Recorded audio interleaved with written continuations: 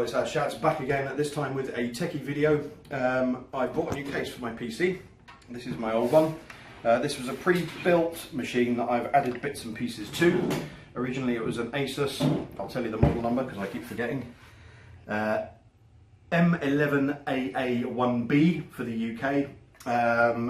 Stock Core i7 with 6 gig of RAM. I've beefed it up to 16 gig of RAM. Added bits and pieces, but they're all going to be taken out and put into this bad boy because this thing is running really hot. It doesn't have any fans other than, I think there's one at the front, but there's no other fans for cooling.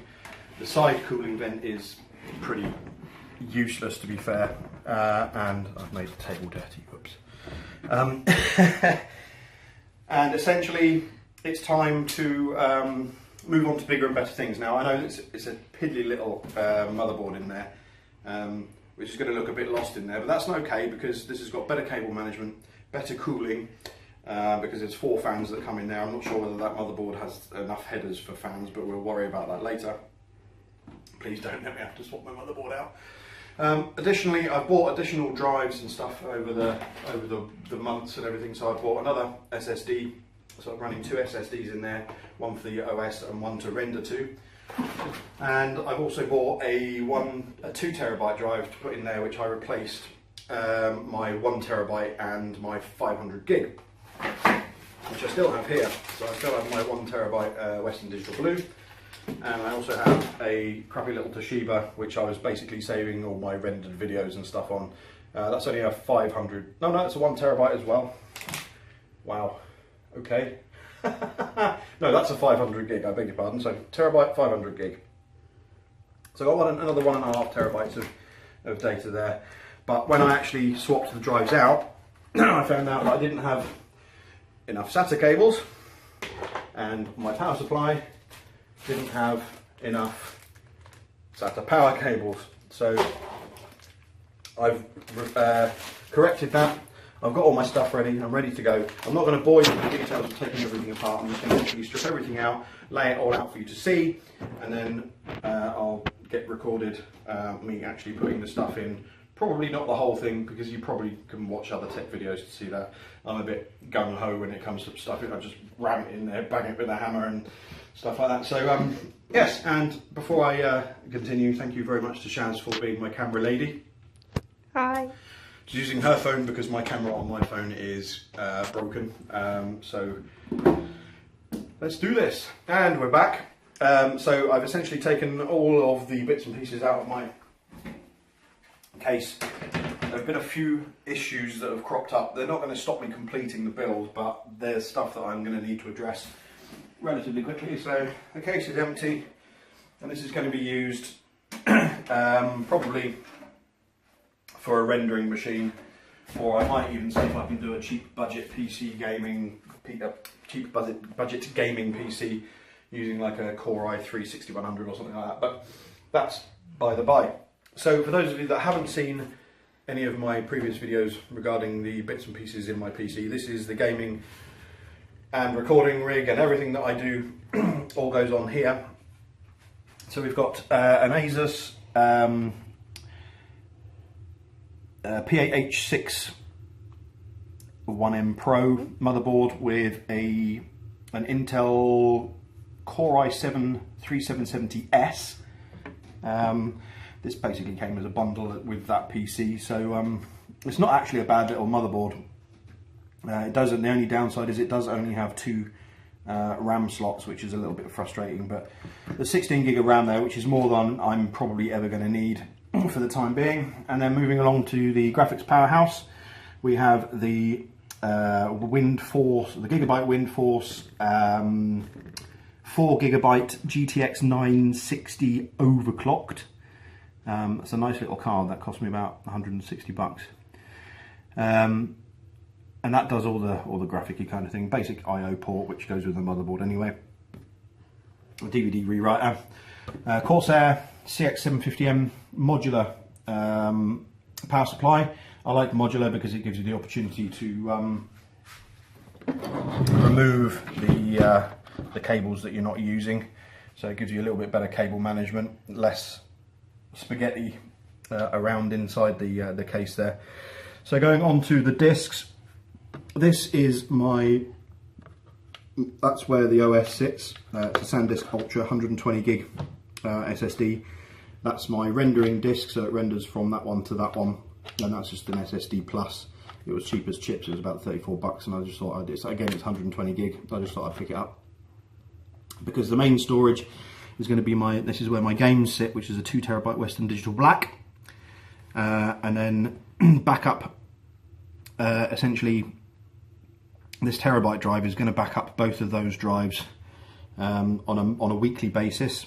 So it's essentially just going to back up the whole operating system and all that kind of stuff onto that, and it's going to be set to be incremental backups, so it just slowly increases the size of the file.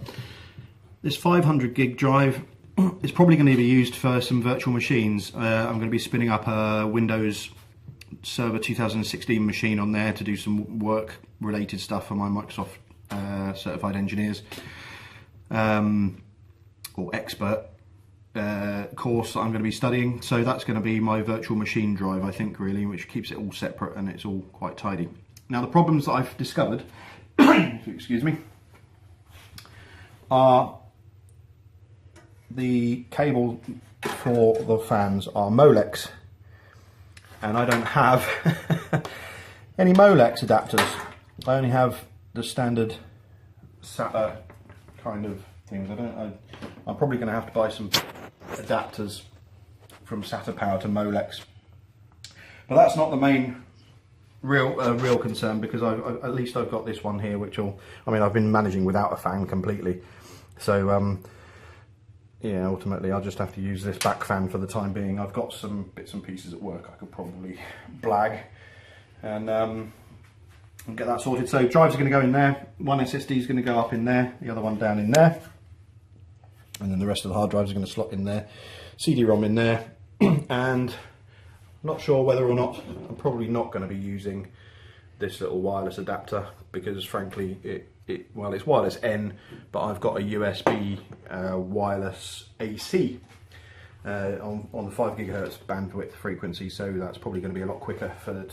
Essentially that can only do a maximum of about 100 meg per second, whereas the broadband, when it's not faulty, is 200 meg, so you're kind of halving your throughput there. So that's there.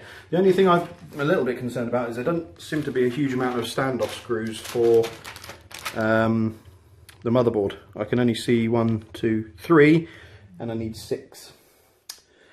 So that could be a bit of a problem, but I'll sort through the screws anyway, and we'll just well, we'll come back when when the motherboard's put in, and then I'll just put the components in and we'll go from there. So see you in a minute. And we're back. So motherboard is now in. I actually discovered most of the standoff screws were already in the case, which is quite handy.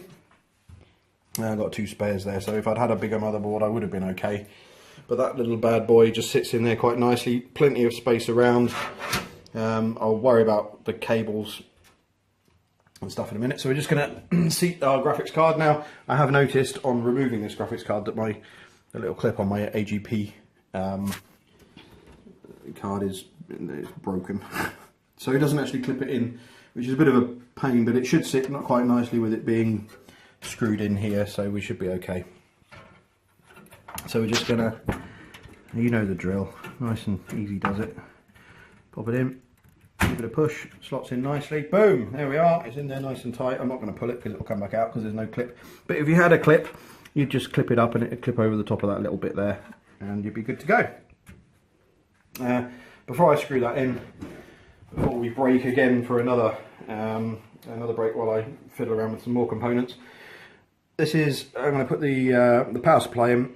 Now there's a massive great space here for power supply, which is great. My other case I noticed didn't actually have any venting. As you can see, it's a little bit dusty actually. I could probably give it a blowout with some.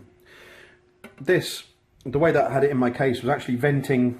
It should have been trying to pull, this is pulling air in and it vents out the back. It was actually trying to pull air in from the case from inside, so it was actually essentially pulling in warm air, which isn't ideal. And so this case has got a little mesh at the bottom there. I'm not sure how that's going to work with it being on carpet. There are some feet on it, but I might have to stand it up a little bit higher, maybe put it on something at some point, but I'll worry about that later. So we just pull the cables out like that, just get them out of the way, and then it should just drop in. There's a little slot there for it to tuck into, and then it should just slide backwards just like that.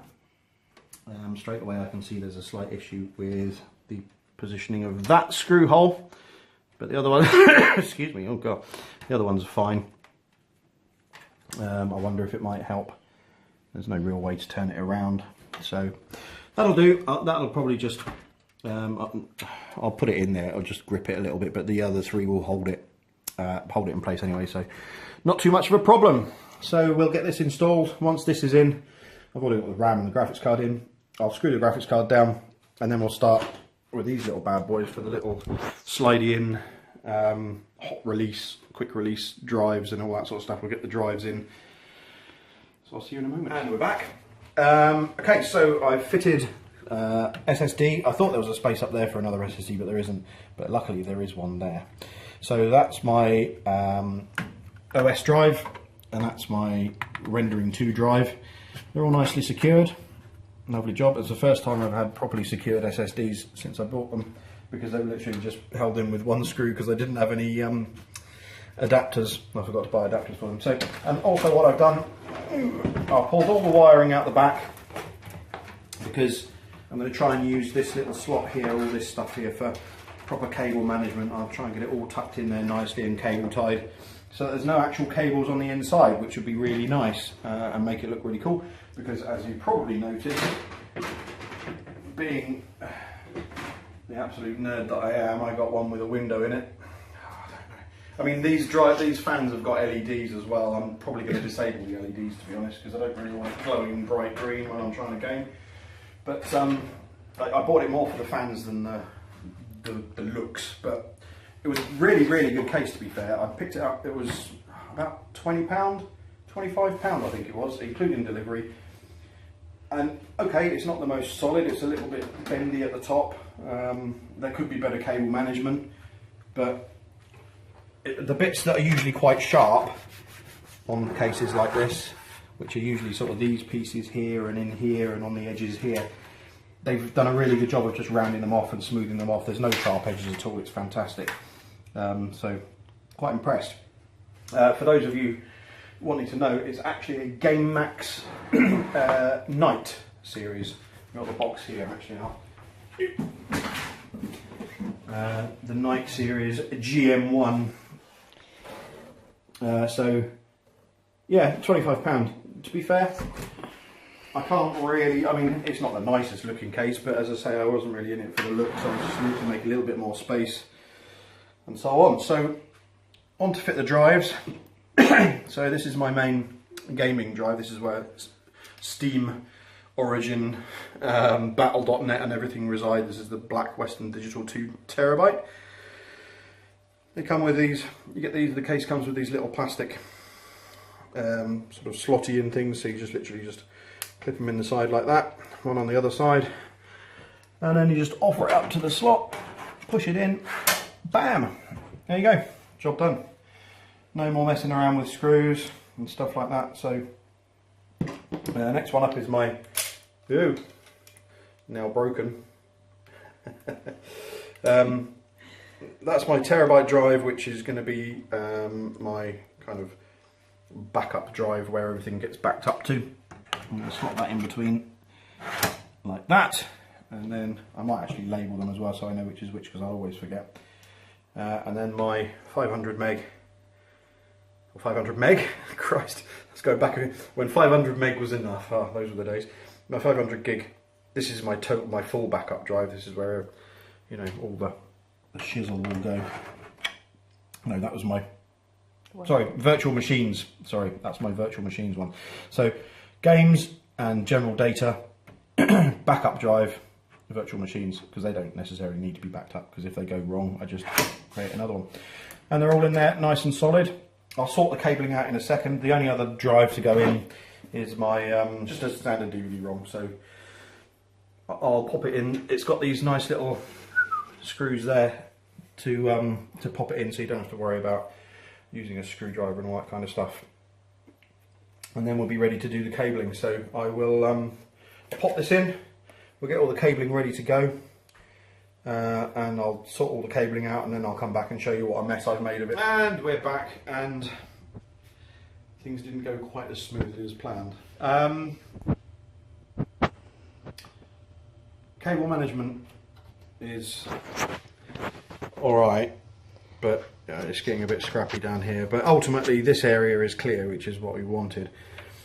The problem I had was that the SATA power, the last and first power cables are too far apart.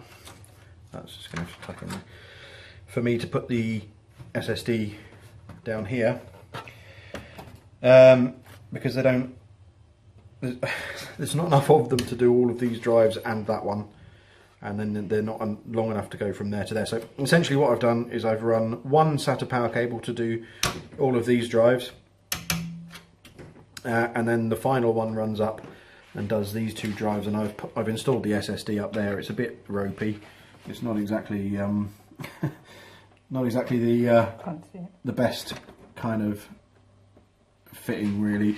Essentially what I'm probably going to do is I'm going to get a yeah, it's difficult to kind of see in there really.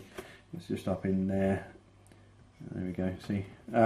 So essentially I'm going to get a drive bay converter, so I'll end up putting it in there, and I might do away with the CD-ROM, because that was causing problems as well, because I needed power for the CD-ROM. I mean, this day and age you shouldn't really need a CD-ROM, but I do have some bits and pieces that are on CD that I kind of need, so there we go. Okay, so we got the power to the graphics card. The only fan I can power, I couldn't actually find any fan headers on the motherboard. I think it's that one there, and there's another one over there. So if you can squeeze in there and see that, yeah. Can I point to it? I'm trying to do it upside down here. Yeah, it's this one. That there is the fan header, just in there. And there's another one over this side. But these, as I say, these are Molex, like the old style. I don't even know why they're on there. I mean, nobody uses Molex anymore. It's got USB 3.0 ports, which is another thing. I can't find the USB 3.0 header, so I've had to leave that off. I don't think there's two USB 3.0 ports on the back, but there's no actual header for front panel to have USB 3.0, so just have to stick with 2.0 on there, which is a bit disappointing, but you know, at the end of the day you do what you got to do. I mean, I can always replace the motherboard if need be, but I really don't want to go down that road. So we're ready to close it up. Again, this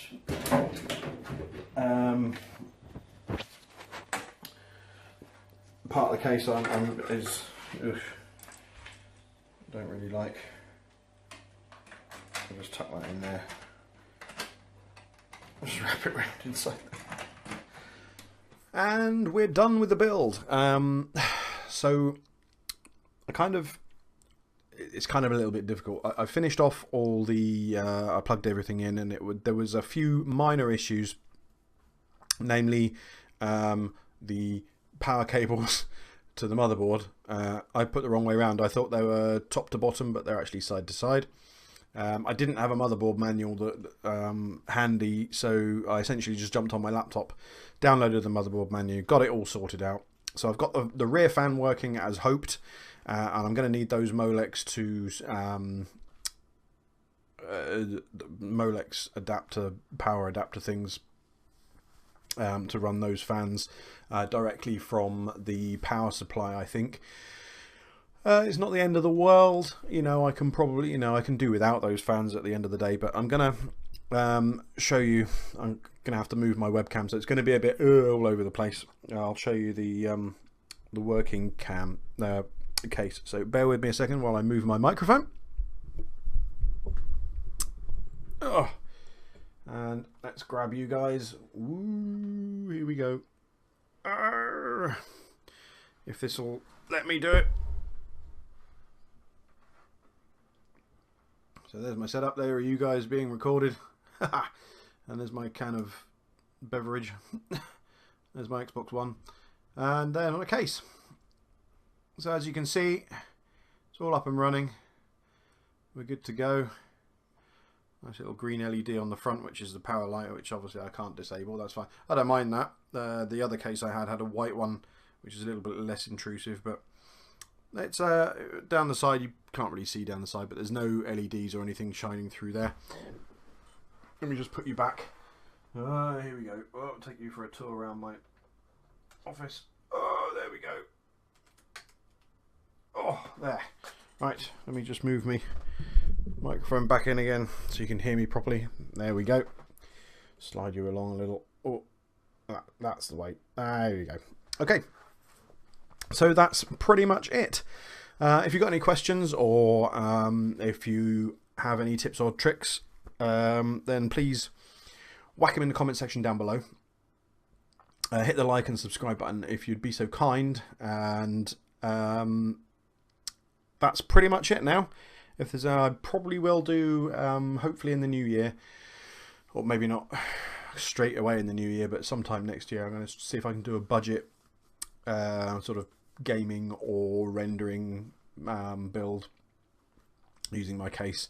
I've noticed there's a few places around town that have got some pretty cheap graphics cards and stuff like that, and CPUs. There was I think it was a Core i5 4690K or 4590K in a pawn shop, and they wanted about £100 for it. So snap one of those up, grab myself a motherboard. There was a couple of graphics cards in there for less than $100. You know, it's all going to happen. Just need a little power supply and stuff like that, and you should be good. I reckon I could probably build one for less than £400, round about. But you know, that's something to come later on when I've got a bit more cash, when Christmas is out of the way, and if I can find some absolute bargains. Until then, thank you very much, and I'll see you later. Take it easy. Bye for now.